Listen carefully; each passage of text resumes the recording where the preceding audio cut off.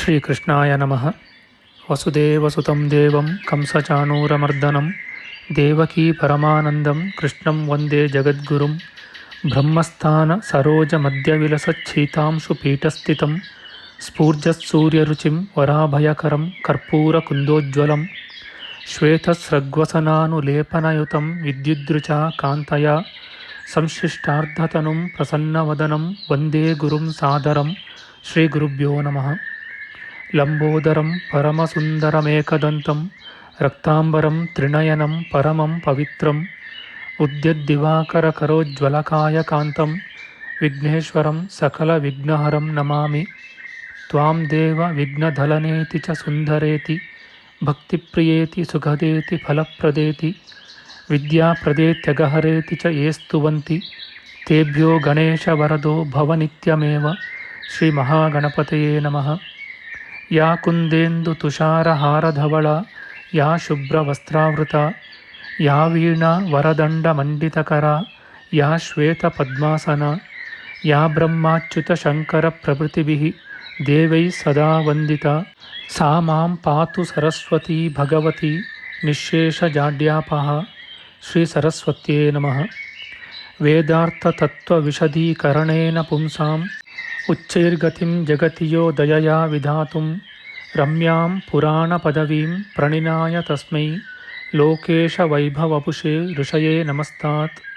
ತಸ್ಮೈ ವ್ಯಾಸಾಯ ಮುನಯೇ ಸರ್ವಜ್ಞಾಯ ಮಹರ್ಷಯೇ ಪಾರಾಶರ್ಯಾಯ ಶಾಂತಾಯ ನಮೋ ನಾರಾಯಣಾತ್ಮನೇ. ಶ್ರೀವ್ಯಾಸಾಯ ನಮಃ. ನಾರಾಯಣಂ ನಮಸ್ಕೃತ್ಯ ನರಂ ಚೈವ ನರೋತ್ತಮಂ ದೇವೀಂ ಸರಸ್ವತೀಂ ವ್ಯಾಸಂ ತತೋ ಜಯಮುದೀರಯೇತ್.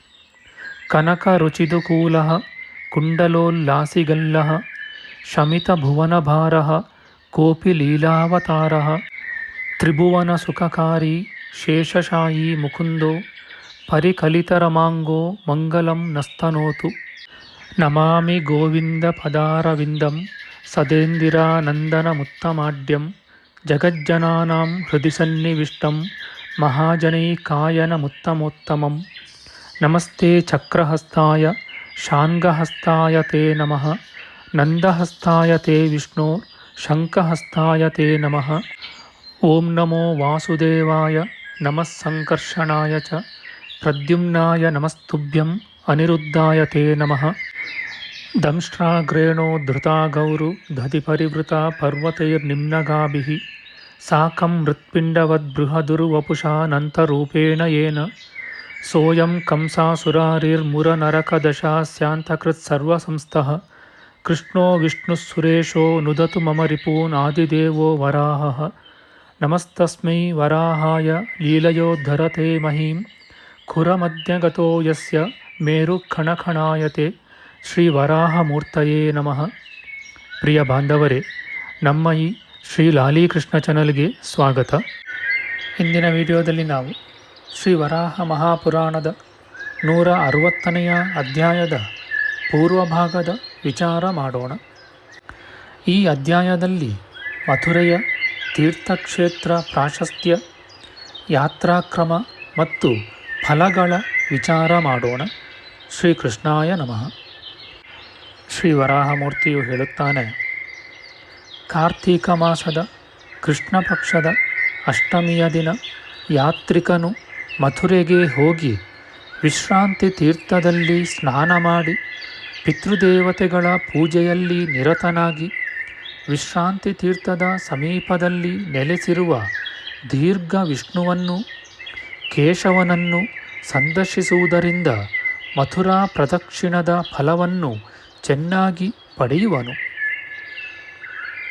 ಉಪವಾಸ ಮಾಡಿಯಾಗಲಿ ಸ್ವಲ್ಪವಾದ ಶುದ್ಧವಾದ ಆಹಾರವನ್ನು ಸೇವಿಸಿಯೇ ಆಗಲಿ ಇದ್ದು ಸಾಯಂಕಾಲ ದೇಹ ಶುದ್ಧಿಗಾಗಿ ದಂತಕಾಷ್ಟದಿಂದ ಹಲ್ಲನ್ನುಜ್ಜಿ ಆ ರಾತ್ರಿಯನ್ನು ಬ್ರಹ್ಮಚರ್ಯದಿಂದ ಕಳೆದು ಮನಸ್ಸಿನಲ್ಲಿ ಸಂಕಲ್ಪ ಮಾಡಿ ಸ್ನಾನ ಮಾಡಿ ಮಡಿಯನ್ನುಟ್ಟು ಮೌನವ್ರತ ಉಳ್ಳವನಾಗಿ ತಿಲಾಕ್ಷತಾ ದರ್ಬೆಗಳನ್ನು ತೆಗೆದುಕೊಂಡು ಪಿತೃದೇವತೆಗಳ ತರ್ಪಣವನ್ನು ಮಾಡಿ ದೀಪವನ್ನು ಕೈಯಲ್ಲಿ ಹಿಡಿದುಕೊಂಡು ವನಕ್ಕೆ ಹೋಗಿ ಜಾಗರಣೆಯಿಂದ ಬಳಲಿದವನಾಗಬೇಕು. ಬಳಿಕ ಧ್ರುವಾದಿಗಳಾದ ಋಷಿಗಳು ಯಾವ ಕ್ರಮದಿಂದ ಪ್ರದಕ್ಷಿಣೆ ಮಾಡಿದರೆಂದು ತಿಳಿದು ಬಂದಿದೆಯೋ ಆ ಕ್ರಮದಿಂದಲೇ ಉತ್ತಮರಾದ ಯಾತ್ರಿಕರು ಪ್ರದಕ್ಷಿಣಾದಿಗಳನ್ನು ಮಾಡಬೇಕು. ಹಾಗೆ ಭಕ್ತಿಪೂರ್ವಕವಾಗಿ ಪ್ರದಕ್ಷಿಣೆ ಮಾಡುವವನು ಸರ್ವೇಷ್ಟಾರ್ಥಗಳನ್ನೂ ಅಶ್ವಮೇಧ ಯಜ್ಞದ ಫಲವನ್ನು ಪಡೆಯುವನು. ಮೊದಲು ಹೇಳಿದಂತೆ ಅಷ್ಟಮಿಯ ದಿನ ರಾತ್ರಿ ಜಾಗರಣೆಯನ್ನು ಮಾಡಿ ನವಮಿಯ ದಿನ ಬೆಳಗಿನ ಜಾವದಲ್ಲಿ ನಿಯಮದಿಂದ ಶುಚಿಯಾಗಿ ಯಾತ್ರೆಯನ್ನು ಆರಂಭಿಸಬೇಕು. ಸೂರ್ಯನು ಹುಟ್ಟುವುದಕ್ಕಿಂತ ಮೊದಲೇ ಯಾತ್ರೆಗೆ ಆರಂಭಿಸಿ ದಕ್ಷಿಣ ಕೋಟಿಕ ತೀರ್ಥದಲ್ಲಿ ಪ್ರಾತಃಸ್ನಾನವನ್ನು ಮಾಡಬೇಕು. ಬಳಿಕ ಕಾಲನ್ನು ತೊಳೆದುಕೊಂಡು ಆಚಮನವನ್ನು ಮಾಡಿ ಯಾರ ಸ್ಮರಣ ಮಾತ್ರದಿಂದ ತೊಂದರೆಗಳೆಲ್ಲವೂ ಹೋಗುವವೋ ಆ ಸರ್ವಮಂಗಳ ಮಾಂಗಲ್ಯನು, ಬ್ರಹ್ಮಚಾರಿಯೂ ವಾಯುಕುಮಾರನೂ ಸಿದ್ಧಿಕರ್ತೃವು, ಯಾತ್ರೆಯಲ್ಲಿ ಸಿದ್ಧಿಯನ್ನು ಉಂಟುಮಾಡುವವನೂ ಆದ ಹನುಮಂತನನ್ನು ವಂದಿಸಿ ವಿಜ್ಞಾಪಿಸಿ ಪ್ರಸನ್ನನನ್ನಾಗಿ ಮಾಡಿಕೊಳ್ಳಬೇಕು. ಶ್ರೀರಾಮನ ಜಯ ಯಾತ್ರೆಯಲ್ಲಿ ನಿನಗೆ ಅಥವಾ ನಿನ್ನಿಂದ ಹೇಗೆ ಪೂರ್ಣ ಸಿದ್ಧಿಯುಂಟಾಯಿತೋ ಹಾಗೆಯೇ ಮಥುರೆಯಲ್ಲಿ ಸಂಚಾರ ಪ್ರದಕ್ಷಿಣೆಗಳನ್ನು ಮಾಡುವ ನನಗೆ ಈಗ ನೀನು ಸಿದ್ಧಿಯನ್ನು ಉಂಟು ಮಾಡುವವನಾಗು ಎಂದು ವಿಜ್ಞಾಪಿಸಿ ಗಣೇಶ್ವರನಾದ ಆ ಹನುಮಂತನನ್ನು ವಿಧಿಯಂತೆ ದೀಪ ಪುಷ್ಪೋಪಹಾರಗಳಿಂದ ಪೂಜಿಸಿ ಬಳಿಕ ಅವನನ್ನು ಬಿಟ್ಟು ಮುಂದೆ ಹೋಗಬೇಕು.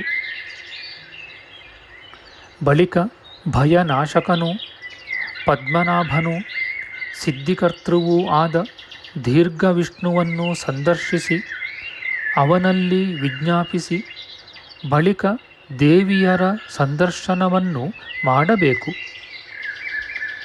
ಭೂದೇವಿ ಮೊದಲು ವಸುಮತೀ ದೇವಿಯನ್ನು ಸಂದರ್ಶಿಸಿ ಬಳಿಕ ಅಪರಾಜಿತಾ ದೇವಿಯನ್ನು, ಆಯುಧಾಗಾರದಲ್ಲಿ ನೆಲೆಸಿರುವವಳು, ಮನುಷ್ಯರ ಸರ್ವ ಭಯ ನಿವಾರಕಳೂ ಆದ ಕಂಸವಾಸನಿಕಾ ದೇವಿಯನ್ನು, ಜಾಗ್ರಸೇನಾ ದೇವಿಯನ್ನು, ಚರ್ಚಿಕಾ ದೇವಿಯನ್ನು, ವಧೂಠಿ ದೇವಿಯನ್ನು, ದಾನವನಾಶಕಳಾದ ಜಯದಾ ದೇವಿಯನ್ನು ಸಂದರ್ಶಿಸಬೇಕು. ದೇವತೆಗಳು, ಮಾತೆಯರು, ದೇವಪೂಜಿತರು, ಗೃಹ ದೇವಿಯರು, ವಾಸ್ತುದೇವಿಯರೂ ಆದ ಇವರ ದರ್ಶನವನ್ನು ಪಡೆದು ಇವರ ಅನುಜ್ಞೆಯಿಂದ ಮುಂದೆ ಹೊರಡಬೇಕು.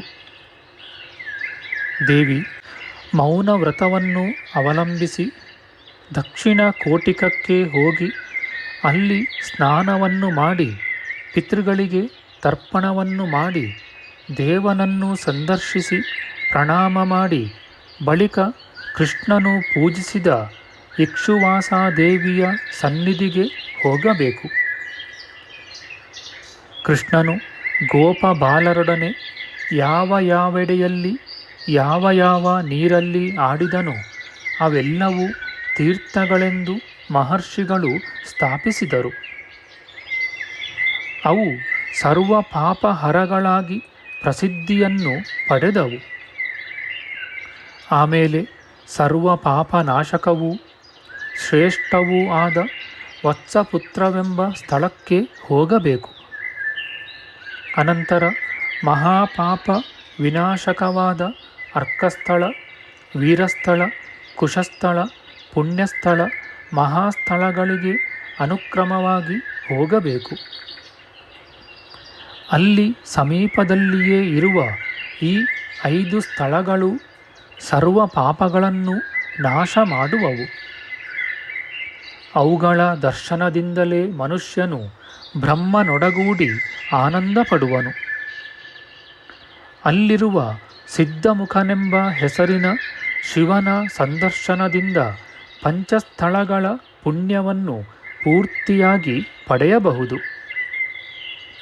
ಬಳಿಕ ಸಿಂಧೂರನೆಂಬ ಸಹಾಯಕನುಳ್ಳ ಹಯದ ಮುಕ್ತಿ ಕ್ಷೇತ್ರಕ್ಕೆ ಹೋಗಬೇಕು. ಆ ಕ್ಷೇತ್ರ ವಿಚಾರದಲ್ಲಿ ಒಬ್ಬ ರಾಜಕುಮಾರನು ಕುದುರೆಯ ಮೇಲೇರಿಕೊಂಡು ಅಲ್ಲಿ ಯಾತ್ರೆಯನ್ನು ಮಾಡಿದನು. ಆ ಕುದುರೆಯು ಅಲ್ಲೇ ತನ್ನ ಸಹಾಯಕನೊಡನೆ ಸುಖವಾಗಿ ಮುಕ್ತಿಯನ್ನು ಪಡೆಯಿತು. ರಾಜಪುತ್ರನು ಮಾತ್ರ ಅಲ್ಲೇ ಉಳಿದನು. ಆದುದರಿಂದ ವಾಹನಗಳನ್ನೇರಿಕೊಂಡು ಮಾಡುವ ಯಾತ್ರೆಯು ಮೋಕ್ಷದಾಯಕವಲ್ಲ ಎಂದು ಋಷಿಗಳು ಹೇಳಿರುವ ಪುರಾತನವಾದ ಗಾದೆಯಿದೆ. ಆದುದರಿಂದ ಫಲವನ್ನು ಬಯಸಿ ವಾಹನಗಳನ್ನು ಏರಿಕೊಂಡು ಯಾತ್ರೆಯನ್ನು ಮಾಡಬಾರದು. ಆ ತೀರ್ಥದಲ್ಲಿ ಆ ಕುದುರೆಯನ್ನು ನೋಡಿಯೂ ಮುಟ್ಟಿಯೂ ಪಾಪದಿಂದ ವಿಮುಕ್ತರಾಗುವರು. ಶಿವಕುಂಡವೆಂಬುದು ಪ್ರಸಿದ್ಧವಾದುದು. ಅಲ್ಲಿ ಸ್ನಾನ ಮಾಡುವುದರಿಂದ ಆಗುವ ಫಲವು ಅಧಿಕವಾದುದು. ಕೃಷ್ಣನಿಗೆ ಜಯವನ್ನು ಉಂಟುಮಾಡಿದ ಶುಭವಾದ ಮಲ್ಲಿಗೆಯ ದರ್ಶನವನ್ನು ಮಾಡಿ ಬಳಿಕ ಕದಂಬ ಕುಂಡಕ್ಕೆ ಹೋಗುವುದರಿಂದ ಮನುಷ್ಯನು ಸಿದ್ಧಿಯನ್ನು ಪಡೆಯುವನು. ಅಲ್ಲಿ ಚರ್ಚಿಕೆಯೆಂಬ ಯೋಗಿನಿಯು ಇತರ ಯೋಗಿನಿಯರಿಂದ ಒಡಗೂಡಿ ಕೃಷ್ಣನ ರಕ್ಷಣೆಗಾಗಿ ದಕ್ಷಿಣ ದಿಕ್ಕಿನಲ್ಲಿ ನೆಲೆಸಿರುವಳು. ಅಲ್ಲಿರುವ ಅಸ್ಪೃಶ ಎಂಬ ಮಾತೃದೇವಿಯರು ಲೋಕಪೂಜಿತರು. ಬಾಲರಿಗೆ ಅವರ ದರ್ಶನವು ಮಹಾರಕ್ಷೆಯನ್ನು ಉಂಟುಮಾಡುವುದು. ಬಳಿಕ ಶ್ರೇಷ್ಠವೂ ಪಾಪಹರವೂ ಆದ ವರ್ಷಖಾತವೆಂಬ ಕುಂಡಕ್ಕೆ ಹೋಗಿ ಸ್ನಾನ ಮಾಡಿ ಪಿತೃಗಳಿಗೆ ತರ್ಪಣವನ್ನು ಮಾಡುವುದರಿಂದ ಮನುಷ್ಯನು ಸರ್ವ ಪಾಪಗಳಿಂದಲೂ ವಿಮುಕ್ತನಾಗುವನು. ಆಮೇಲೆ ಮಥುರಾ ಕ್ಷೇತ್ರಪಾಲನೂ ಭೂತೇಶ್ವರನೂ ಹರನೂ ಆದ ಶಿವನ ಸನ್ನಿಧಿಗೆ ಹೋಗುವುದರಿಂದ ಯಾತ್ರಿಕನ ಮಥುರೆಯ ಪ್ರದಕ್ಷಿಣ ಸಂಚಾರವು ಸಫಲವಾಗುವುದು. ಕೃಷ್ಣನ ಕ್ರೀಡಾ ಸೇತುಬಂಧವೆಂಬುದು ಮಹಾಪಾತಕವನ್ನು ನಾಶ ಮಾಡುವುದು.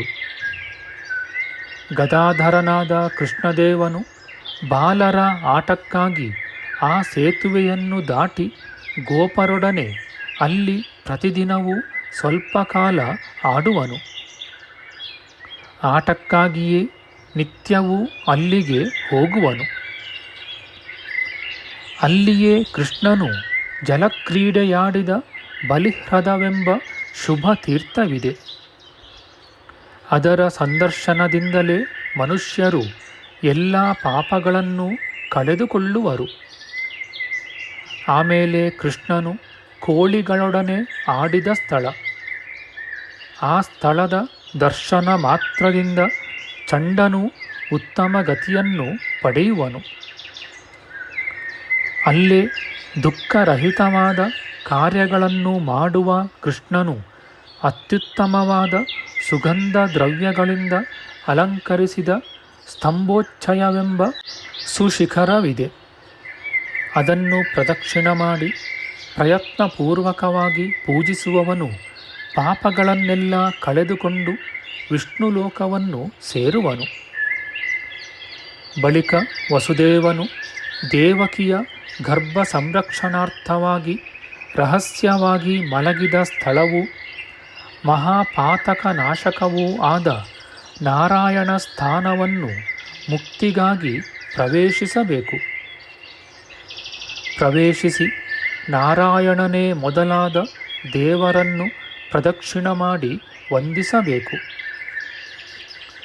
ಬಳಿಕ ವಿಧಿ ವಿನಾಯಕನನ್ನು ಅವನ ಗಣವನ್ನು ಸಂದರ್ಶಿಸಿ ವಿಜ್ಞಾಪನೆ ಮಾಡಿ ಕುಳ್ಳಿಯಾದ ಕುಬ್ಜೆಯನ್ನು ಕೃಷ್ಣನನ್ನು ಪಾಲಿಸಿದ ಬ್ರಾಹ್ಮಣ ಸ್ತ್ರೀಯರಿಬ್ಬರನ್ನೂ ನೋಡಿ ಅವರ ಅನುಜ್ಞೆಯನ್ನು ಪಡೆದು ಬಳಿಕ ಗರ್ತೇಶ್ವರನೆಂಬ ಶಿವನ ಸನ್ನಿಧಿಗೆ ಹೋಗಬೇಕು. ಶಿವನ ದರ್ಶನ ಮಾತ್ರದಿಂದ ಅಲ್ಲೇ ಯಾತ್ರೆಯ ಫಲವನ್ನು ಪಡೆಯುವನು. ನಮ್ಮ ಮುಂದಿನ ವಿಡಿಯೋದಲ್ಲಿ ನಾವು ಶ್ರೀ ವರಾಹ ಮಹಾಪುರಾಣದ 160ನೆಯ ಅಧ್ಯಾಯದ ಉತ್ತರ ಭಾಗದ ವಿಚಾರ ಮಾಡೋಣ. ಆಧ್ಯಾತ್ಮಿಕ ಚರ್ಚೆ ಮತ್ತು ವಿಚಾರ ವಿನಿಮಯಕ್ಕಾಗಿ ಶುರು ಮಾಡಿದ ಈ ಚಾನಲ್ನಲ್ಲಿ ನಾವು ಅಪ್ಲೋಡ್ ಮಾಡುವ ಎಲ್ಲ ವಿಡಿಯೋಗಳನ್ನು ಸಂಪೂರ್ಣವಾಗಿ ನೋಡಿ ನಿಮ್ಮ ಸಲಹೆಗಳನ್ನು ಕಮೆಂಟ್ ಬಾಕ್ಸ್ನಲ್ಲಿ ಬರೆಯಿರಿ. ದಯವಿಟ್ಟು ಈ ಚಾನಲ್ಗೆ ಸಬ್ಸ್ಕ್ರೈಬ್ ಮಾಡಿ ಹಾಗೂ ಬೆಲ್ ಬಟನ್ ಒತ್ತಿ ನಾವು ಹಾಕುವ ಎಲ್ಲ ವಿಡಿಯೋಗಳನ್ನು ನೋಡಿ ಪ್ರೋತ್ಸಾಹಿಸಿ. ಕೃಷ್ಣಂ ನಾರಾಯಣಂ ವಂದೇ ಕೃಷ್ಣಂ ವಂದೇ ವ್ರಜಪ್ರಿಯಂ ಕೃಷ್ಣಂ ದ್ವೈಪಾಯನಂ ವಂದೇ ಕೃಷ್ಣಂ ವಂದೇ ಪೃಥಾಸುತಂ. ಶ್ರೀಕೃಷ್ಣಾಯ ನಮಃ.